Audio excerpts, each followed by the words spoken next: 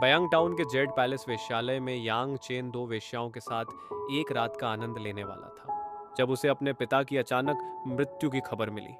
प्रभावशाली यांग परिवार का हिस्सा होने के नाते यांग चेन अपने पिता की निकम्मी आदतों और शराब की लत के कारण अपने ही घर में उपेक्षित और प्रताड़ित होकर बड़ा हुआ था।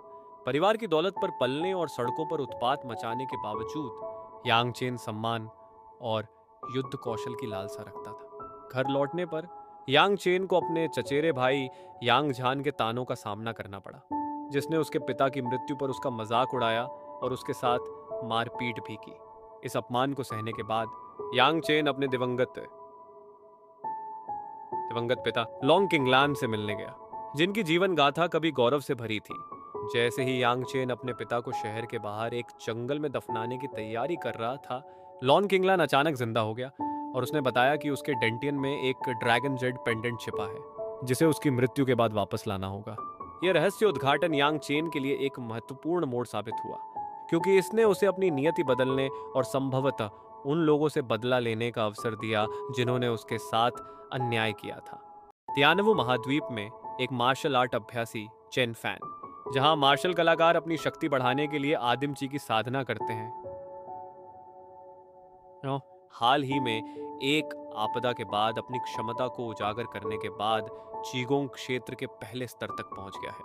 स्वर्ग ग्रहण कला से सुसज्जित चेन फैन इस प्रभावशाली तकनीक का अभ्यास करने का प्रयास करता है, जो आसपास के वातावरण से आदिम ची को सीधे अवशोषित करती है। जैसे जैसे वह साधना करता है, उसके ऊपर एक भंवर बनता है जो स्वर्ग और पृथ्वी की आदिम ची की विशाल मात्रा को अपनी ओर खींचता है, जिससे उसकी साधना की गति पारंपरिक विधियों की तुलना में 10 गुना बढ़ जाती है। रात के दौरान चेन फैन स्वर्ग ग्रहण कला की साधना में डूब जाता है, जिससे असामान्य घटनाएं घटित होती हैं, लेकिन दूरस्थ स्थान के कारण उसका पता नहीं चलता। सुबह तक वह ची ग्रहण क्षेत्र के दूसरे स्तर तक सफलतापूर्वक पहुंच जाता है और आश्चर्यजनक रूप से 300 जिन की प्रहार शक्ति प्राप्त कर लेता है, जो सामान्य दूसरे स्तर के अभ्यासियों से भी अधिक है। एक बड़े हुए डेंटियन के साथ जो अधिक आदिम ची को संचित करने में सक्षम है, चेन फैन अब 3 महीनों के भीतर बाहरी संप्रदाय महाप्रतियोगिता के दौरान अपने प्रतिद्वंद्वी लियाओ फेंग का सामना करने का संकल्प लेता है। उसका लक्ष्य वसंत ऋतु संप्रदाय से निष्कासन से बचने और अपने परिवार के सम्मान को बनाए रखने के लिए चीगोंग क्षेत्र के कम से कम चौथे स्तर तक पहुंचना है। अपनी साधना को स्थिर करने के बाद चेन फैन एक मार्शल कौशल चुनने के लिए मार्शल आर्ट्स मंडप की ओर जाता है। चेन फैन मार्शल आर्ट्स मंडप का दौरा करता है, जहां शिष्य अभ्यास के लिए मार्शल आर्ट मैनुअल चुनते हैं।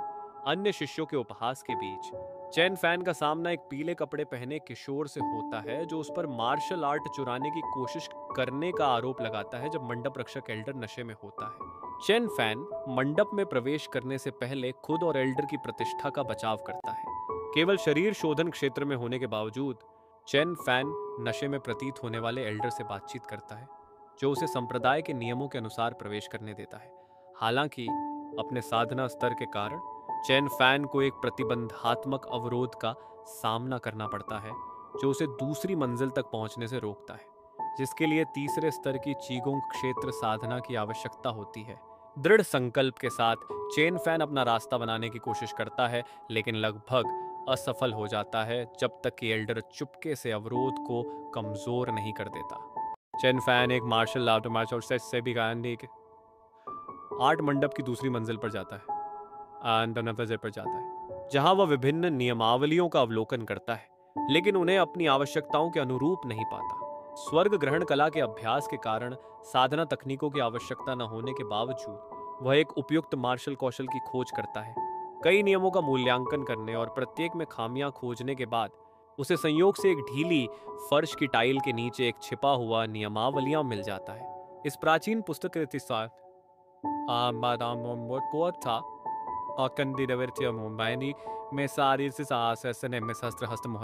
जो एक निम्न स्तरीय मार्शल कौशल है, जिसमें 4 में से केवल 2 शैलियां ही बरकरार हैं। इसकी शक्ति और अपनी प्रबल आदिमची के साथ अनुकूलता से प्रभावित होकर चेन फैन इसका अभ्यास करने का निर्णय लेता है। सहस्त्र हस्त मुहर चुनने के बाद चेन फैन का सामना उस पीले वस्त्रधारी किशोर से होता है जिसने पहले उसे धमकाया था। अब चीगोंग क्षेत्र के पहले स्तर पर चेन फैन को चुनौती मिलने पर दूसरे स्तर के चीगोंग मार्शल कलाकार का सामना करना पड़ता है। उम्मीदों को धता बताते हुए चेन फैन के मुक्के से किशोर का हाथ या सजोरा हाथ टूट जाता है, जिससे उसे एक कठोर सबक मिलता है और उसकी नई शक्ति का एहसास होता है। स्तब्ध बदमाश घुटनों के बल बैठा है और चेन फैन को दादा कहकर पुकारता है। फिर उसे लात मारकर भगा दिया जाता है। आत्मविश्वास से लबरेज चेन फैन अपने नए सीखे हुए मार्शल कौशल का अभ्यास करने के लिए वहां से चला जाता है। चेन फैन अचानक एक छिपे हुए उपवन में पहुंच गया, जहां एक मनोरम झरना था जो साधना के लिए एकदम उपयुक्त था। वहां उसने पहले प्राप्त एक नियमावली से 1000 हाथ मुहर युद्ध कौशल का अभ्यास करना शुरू किया। उसे आश्चर्य हुआ जब उसने उसके पन्नों के भीतर एक छिपा हुआ सुनहरा कागज पाया, जिसमें असंख्य हाथियों की दिव्य कला थी, जो एक पृथ्वी स्तरीय शरीर शोधन तकनीक है जो अपार शक्ति का वादा करती है। जैसे जैसे चेन फैन ने 1000 हाथ मुहर का अभ्यास किया और असंख्य हाथियों की दिव्य कला की साधना शुरू की, अपने शरीर को मजबूत बनाने के लिए अपार कष्ट सहते हुए उसने पाया कि उसकी युद्ध क्षमताएं तेजी से बढ़ रही हैं। कठिनाई के बावजूद चेन फैन दृढ़ रहा, यह समझते हुए कि मार्शल आर्ट में निपुणता के मार्ग में कष्ट सहना आवश्यक है। इस नई शक्ति के साथ उसने अपने साथियों से आगे निकलने और अजेय बनने का लक्ष्य रखा, ताकि युद्ध में आगे बढ़ने में सक्षम हो सके। 3 दिनों की गहन साधना के दौरान चेन फैन ने वज्र मोहर तकनीक का लगन से अभ्यास किया। अनगिनत पुनरावृत्तियों के माध्यम से उन्होंने लघु निपुणता प्राप्त की, जो एक स्वर्ण ताड़ मोहर के रूप में प्रकट हुई, जो हजारों जिन वजन के एक बड़े पत्थर को चकनाचूर करने में सक्षम थी। उनकी शक्ति अब 3000 जिन से अधिक हो गई, जो एक प्रारंभिक तृतीय स्तरीय चीगोंग मार्शल कलाकार के बराबर थी। वज्र मोहर से प्राप्त प्रोत्साहन के साथ उनकी शक्ति में 200 जिन और बढ़ गए, जिससे आगे की निपुणता के लिए उत्साह पैदा हुआ। इसके बाद चेन फैन ने अपनी शक्ति को और बढ़ाने के उद्देश्य से असंख्य हाथियों की दिव्य कला की साधना पर ध्यान केंद्रित किया। पास के झरने से प्रेरित होकर उन्होंने अपने शरीर को तेजी से निखारने के लिए उसके प्रचंड बल को सहने वाली एक कठोर प्रशिक्षण पद्धति तैयार की। असहनीय पीड़ा के बावजूद वे बाहरी संप्रदाय महाप्रतियोगिता में अधिक शक्ति और सफलता की अपनी खोज में अडिग रहे। चेन फैन असंख्य हाथियों की दिव्य कला शक्ति शोधन की पहली परत की साधना करने के लिए 3 दिनों तक 3000 जिनबल वाले झरने के कठोर प्रहार को सहन करता है। भयंकर दर्द के बावजूद चेन की दृढ़ता फल देती है, क्योंकि वह काफी अधिक मजबूत और लचीला बन जाता है। वह अब तीसरे स्तर के चीगोंग मार्शल कलाकारों के हमलों का सामना कर सकता है और उसने अपनी शारीरिक शक्ति में 300 जिन की वृद्धि कर ली है। इस सफलता को प्राप्त करने के बाद वह अंकल किन से मिलता है, जो वसंत शरद ऋतु संप्रदाय के एक बुजुर्ग हैं और उनका बहुत ख्याल रखते हैं। चेन की आगामी बाहरी संप्रदाय की महाप्रतियोगिता को लेकर चिंतित अंकल किन उसे आदिम पत्थर उपहार में देते हैं और उससे साधना जारी रखने का आग्रह करते हैं। चेन को बाद में पता चलता है कि उसके कमरे में लियाओ फेंग ने तोड़फोड़ की है, जो उसके बचाए हुए आदिम पत्थरों की खोज कर रहा था। चेन फैन का सामना लियाओ फेंग और एक धूसर वस्त्रधारी किशोर से होता है, जिन्होंने पहले उसके घर में आदिम रत्नों की तलाश की थी। उनके घुसपैठ और चोरी के प्रयास से क्रोधित होकर चेन फैन उनका सामना करता है, जब वे रत्नों से भरे एक लकड़ी के बक्से को जब्त करने की कोशिश करते हैं। अहंकारी लियाओ फेंग संप्रदाय के नियमों की अवहेलना करता है और किशोर को चेन फैन से बक्सा ले जाने का आदेश देता है। हालांकि उनके आश्चर्य के लिए चेन फैन, जो अब क्यूई गैदरिंग क्षेत्र के पहले स्तर पर है, किशोर को आसानी से हरा देता है, उसकी कलाई तोड़ देता है और उसे उड़ा देता है। जैसे ही लियाओ फेन को चेन फैन की साधना में सफलता का एहसास होता है, वह जंगली बैल मुट्ठी से हमला करता है, लेकिन चेन फैन की वज्र मोहर उसे रोक देती है, जिससे वह गंभीर रूप से घायल हो जाता है। संप्रदाय के उस नियम की याद दिलाए जाने के बावजूद, जिसमें निवास के मालिकों को अतिक्रमणकारियों को मारने की अनुमति है, लियाओ फेंग अपने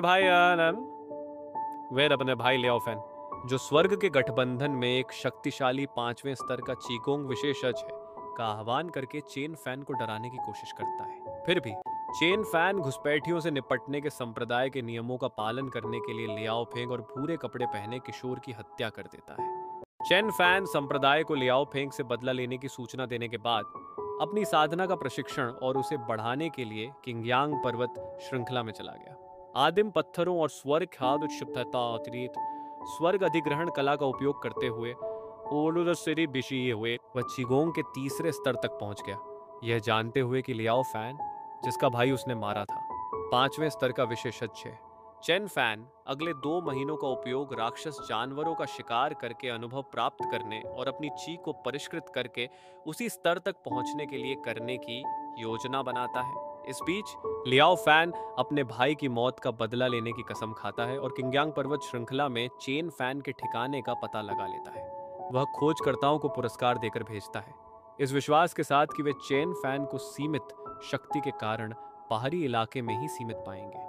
चेन फैन की सुरक्षा के बारे में चिंतित किन चांग कोंग अपनी बेटी किन याओ को उसे ढूंढने और उसकी रक्षा करने के लिए भेजता है।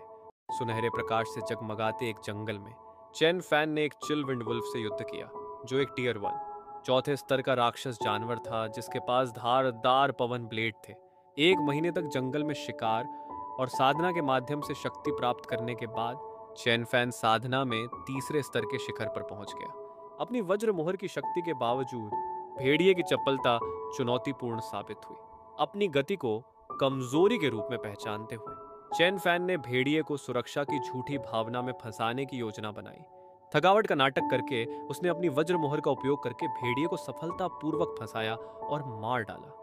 बाद में उसने एक गुफा की खोज की जिसमें 5वें स्तर का हिंसक वानर रहता था।